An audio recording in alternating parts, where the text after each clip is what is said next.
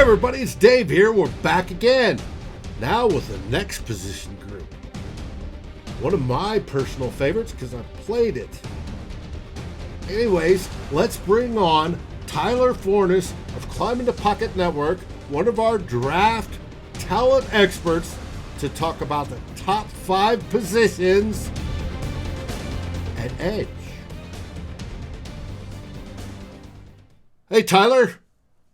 What do you think of those defensive ends, which we now call edges because they could be either defensive ends, hands in the dirt, or up on both feet, no hands, being a, quote, outside rushing linebacker? Who is your number 5? Well, I'll say this. This is a really weird edge class. There isn't that premier guy, that Myles Garrett, that Nick Bosa. But there's a lot of really talented players. And there are a lot of guys who are going to have second and third round grades.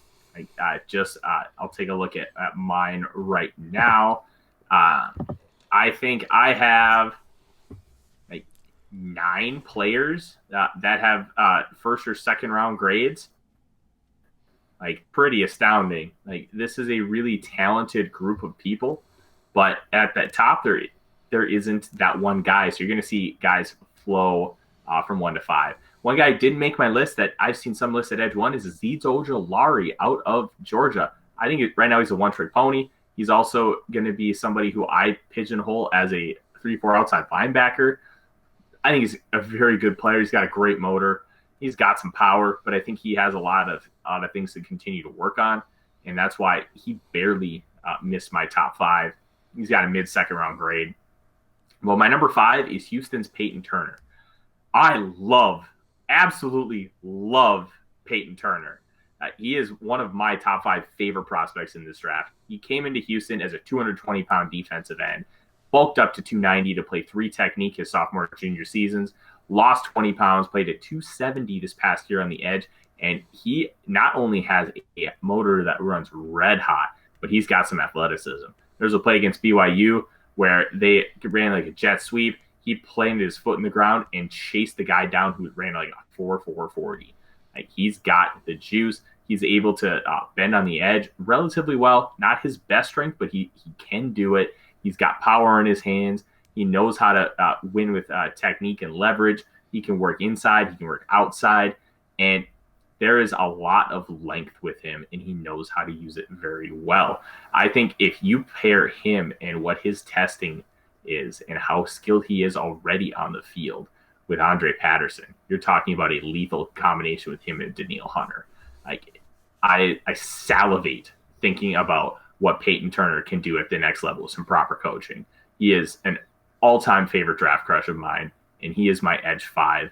And I've seen some people I really respect, including Connor Rogers, who had him as his edge 5 as well. So I know I'm not alone with the unabashed love of Poeton Turner. That gets me excited, listening about Poeton Turner. Sounds like my kind of guy. Who do you have at number 4? Now, here's the fun part about my edges 3 through 5. They all got the same numerical grade from me. A high second round grade. And my guy at number 4 is Joseph Ossai out of Texas. The only player that has a hotter motor than Poeton Turner is Joseph Ossai. He is an incredible player when it comes to effort. He makes a lot of plays in the running game, and he's gotten sacks just out of sheer determination, but he's also really raw. He needs time. He doesn't have a developed pass rush plan. He uses most of his wins are, I'm just faster and more athletic than you, or I'm just going to absolutely blow past you with some power. Like, he needs to develop a pass rush plan. He needs to develop some counters. He needs to get some multiple moves in the arsenal. I think in 2 or 3 years, we could be talking about Joseph Ossai as a perennial, like, Pro Bowl type player.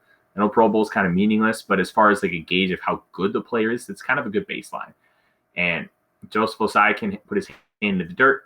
He can stand up. It's probably going to be better right away as a stand-up rusher. But he has the frame, or he's 246. He could add 10 to 15 pounds, and I don't think you're going to lose a lot of that explosiveness that he currently has, which is always the tricky part. If you project a guy to put on weight, how much of that twitch are they going to lose?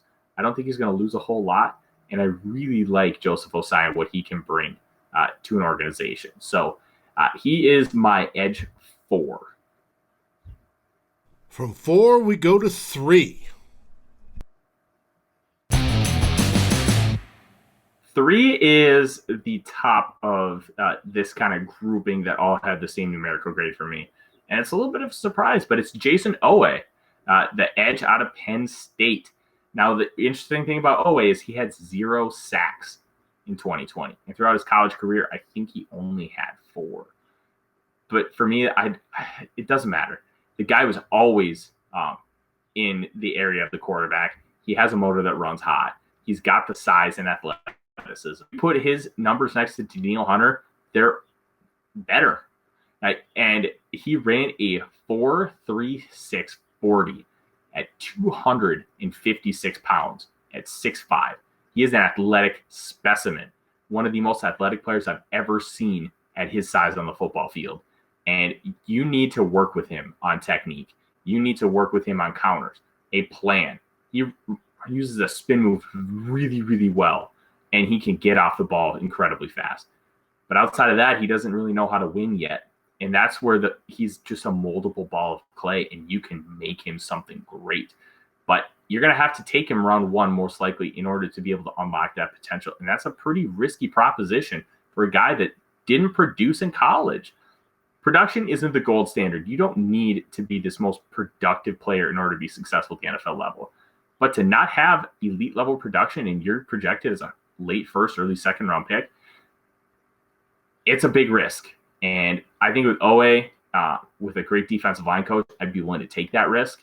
And I think there's just too much good there to not really consider him in the back end of that first round. So Jason Owe is my edge 3. Who do you have as number 2? Now, these last 2 guys are my only first-round grades at the edge position. Number 2 is Jalen Phillips, the edge out of Miami. Phillips is the most complete edge prospect that we have in this draft class. He can win in multiple ways. He knows he has relatively good counters, which a lot of these guys just don't have. And he can bend. He can win with power. He can win with quickness. He can do a little bit of everything, and his skill set is more rounded and complete than anyone else in this class. Jalen Phillips' big issue is he medically retired because of concussions. He did come back. He got fully cleared by Miami's doctors, and he had a fantastic season this past year for the Hurricanes. Now, Phillips, you could use standing up. You could put his hand in the dirt. But in order to truly understand where he's going to go and what his stock will be, you need to understand and have access to the medicals. I don't have that. So just from what I see on film, the number 1 overall recruit in the 2017 recruiting cycle, according to, I believe, all 3 services of Rivals 24/7 and ESPN, Jalen Phillips is the guy. He is an alpha. He can beat you in so many ways off the edge. Still needs some work technique-wise, but all of these guys need work technique-wise. If you're comfortable with the medical history, I would bet on Jalen Phillips being a successful NFL player, and he's my edge 2. He's been a name that's been talked about for the Vikings. Now, speaking of names talked about for your Vikings, who's your number 1? It's Kwity Paye out of Michigan. And we were kind of talking about it before we started recording, Dave. Kwity Paye, he's only 6'2" and 5/8", but he weighs 262, and he is a stout 262. He is built very well, and he knows how to handle power on the inside. He's Everson Griffin, but more athletic. And he has that legendary 6.37 second 3-cone, which would be the second fastest 3-cone ever at the NFL Combine, and the fastest by a defensive end by far. The top 10 numbers are all cornerbacks. So he is an athletic freak, number 1 on Bruce Feldman's freak list for I believe the last 2 years, which tells you what kind of athlete Kwity Paye is. And I think because of what Everson Griffin was asked to do as a 5 technique, utilize power, be good in the run game, set the edge, and then rush the passer, I think Kwity Paye can do the exact same things. And I think that's why Mike Zimmer will fall for him and why I really believe he could be the pick at 14. He didn't have the most phenomenal production, but this was also a COVID year in the Big Ten, and I kind of look past that a little bit.